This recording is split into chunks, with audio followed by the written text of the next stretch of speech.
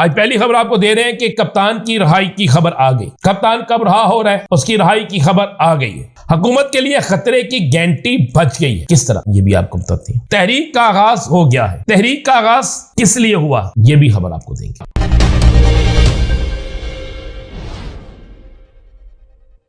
बिस्मिल्लाहिर्रहमानिर्रहीम। अस्सलातु वस्सलामु अलैका या सय्यदी या रसूल अल्लाह, अस्सलातु वस्सलामु अलैका या सय्यदी या हबीब अल्लाह।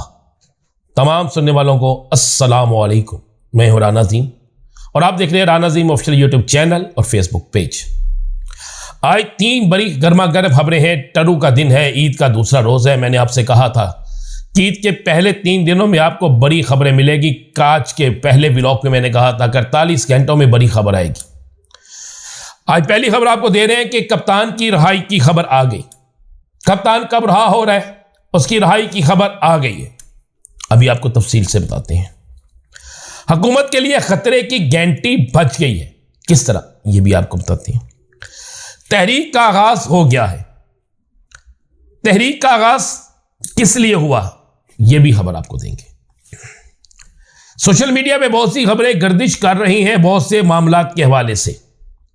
उस पर मैं 1 या 2 दिन में आपको एक ऐसा जामिया व्लॉग दूंगा, आप उस खबरों के हवाले से समझ गए होंगे कि उस जामिया व्लॉग में आपको बहुत से सबूत भी मिलेंगे, बहुत सी वीडियोस भी मिलेंगी। और उस पर इसलिए मैं अभी बात नहीं कर रहा कि जब तक चीज़ें हकाइक मेरे सामने ना आ जाए, मेरे हाथ कुछ सबूत ना आ जाए, मेरे हाथ कोई बयान ना आ जाए, उस वक्त तक मैं उन चीज़ों पे नहीं जाना चाहता।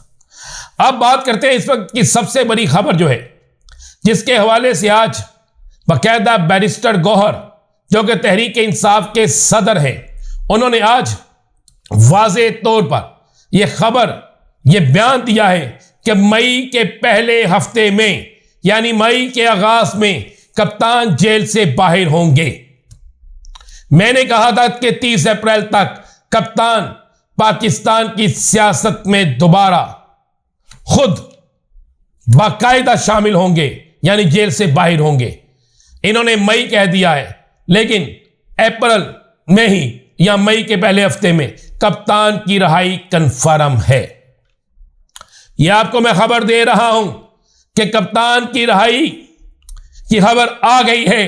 कप्तान की रिहाई कन्फर्म है और कप्तान की रिहाई का इससे बड़ा सबूत कोई नहीं है कि आज मुस्लिम लीग नून के एक वफाकी वजीर खुद यह बात कहने पर मजबूर हैं कि अगर हमें तहरीक इंसाफ से मुज़ाकरात करने पड़े, उनके साथ बैठना पड़ा, तो वसी तर मुफाद में, मुल्की मुफाद में हम बैठेंगे। ये वसी तर मुल्की मुफाद आप समझते हैं ना क्या होता है। ये एक फिक्रा है जो हमारे सियासतदानों ने रट लिया है।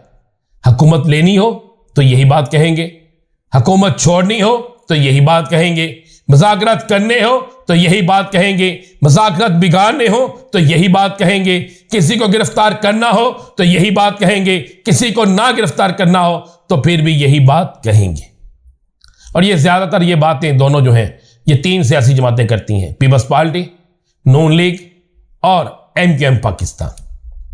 इन 3 सियासी जमातों के लीडर्स इन 3 फिक्रे को वसी तर मुल्की मफाद, इसको लाजमन इस्तेमाल करते हैं ताकि अवामी तनकीद का जवाब इसी लफ्ज में दे दिया जाए।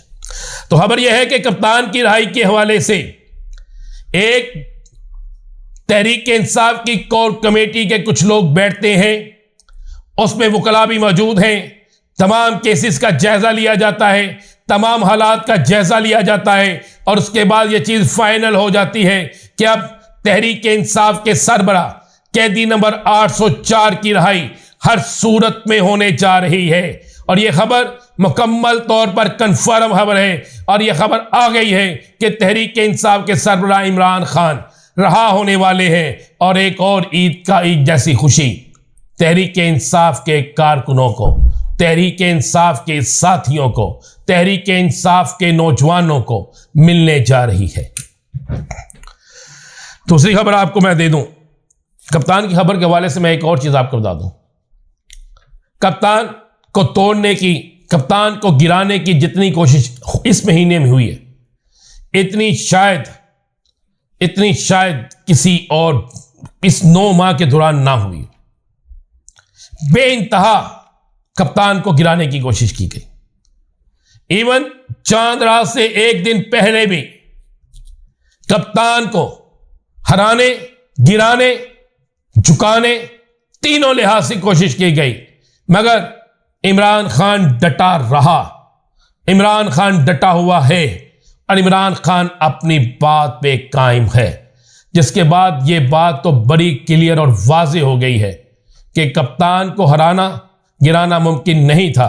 अब कप्तान की हर सूरत में रिहाई ही मुमकिन है, और कप्तान की रिहाई के हवाले से आज बैरिस्टर गौहर ने तो ऐलान कर दिया है, लेकिन कानूनी नुक्ते नज़र से भी ये फैसला हो चुका है। और मैं आपको ये भी बता दूं, किसी और जगह भी ये फैसला हो चुका है कि इमरान खान को जितने दिन अंदर रखेंगे उतना ही पाकिस्तान के अंदर सियासी अदम इस्तेहकाम पैदा होगा, क्योंकि कप्तान के बाहर आने से पाकिस्तान के अंदर ओवरसीज पाकिस्तानियों की बड़ी इन्वेस्टमेंट आ सकती है।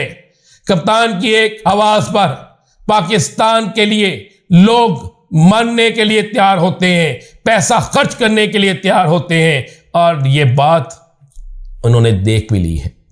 और ये मीटिंगें जो बड़े अहम तरीन अफराद की होती रही हैं, उनमें ये सारी चीज़ें नज़र आ गई हैं। और मैं आपको पहले बता चुका हूं कि एक इंटरनेशनल प्रेशर भी इतना ज़्यादा बन चुका है कि आप एक शख्स को अभी तक, जब से आपने गिरफ्तार किया, कोई एक इल्ज़ाम उस पर साबित नहीं हो सका, तो किस तरीके से आप उसे जेल में रख सकते हैं? वो कोई गली मोहल्ले का लीडर नहीं, इस वक्त आलम इस्लाम का एक बड़ा लीडर है। इस वक्त तमाम उम्मत मुसलमान के मुसलमान इमरान खान की बात कर रहे हैं। हुकूमत के लिए खतरे की घंटी बज गई है, क्योंकि हुकूमत के अंदर ये बातें होना शुरू हो गई हैं। ये सिर्फ हम नहीं कर रहे, ये सिर्फ बैरिस्टर गौहर ने बात नहीं की, बल्कि अब ये हुकूमती ईवानों के अंदर, हुकूमती हलकों के अंदर ये बातें हो रही हैं। बल्कि एक जगह जहां पर एक अहम तरीन हुकूमती ज़िम्मेदार, एक पंजाब के अहम तरीन ज़िम्मेदार और कुछ पार्टी के लोग मौजूद थे नून लीग की, उस मीटिंग में, जो मीटिंग लाहौर में हुई, उस मीटिंग में ये बात डिस्कस हुई कि हमारे लिए तो खतरा पैदा हो गया है, हम किसी सूरत में भी आइंदा के लिए सियासी मामलात में बचते हुए नजर नहीं आते। अवाम का रद्द-ए-अमल शदीद है, अवाम की नफरत शदीद है, और इस नफरत और रद्द-ए-अमल के बाद नून लीग बुरी तरह फंस गई है और हुकूमत के लिए खतरे की घंटी बज गई है। ये बाकायदा 3 जो ऐसे लोग थे, बाकी तो काफ़ी लोग थे, लेकिन 3 ऐसे लोग थे जिनमें 2 हुकूमत में और 1 हुकूमत में नहीं है, वहाँ पर ये बात होती है। और ईद का दिन होता है और दोपहर के वक्त खाने की टेबल पे बाकायदा इस बात को डिस्कस किया जाता है। तहरीक इंसाफ ने एक तरफ तो बड़ा क्लियर तौर पे कप्तान की रिहाई की तैयारियां शुरू हो गई हैं, और दूसरी तरफ 13 अप्रैल से बाकायदा तहरीक, यानी 2 दिन बाद बाकायदा तहरीक का आगाज हो जाएगा। तहरीक के आगाज में ही तहरीक इंसाफ ऐसे बड़े सरप्राइज देगी कि इन बड़े सरप्राइज के बाद पाकिस्तान के अंदर सियासत में मुकम्मल तब्दीली आ जाएगी। किस तरह आएगी बताएंगे आपको अगले व्लॉग में। इजाजत दीजिए, अल्लाह हाफिज।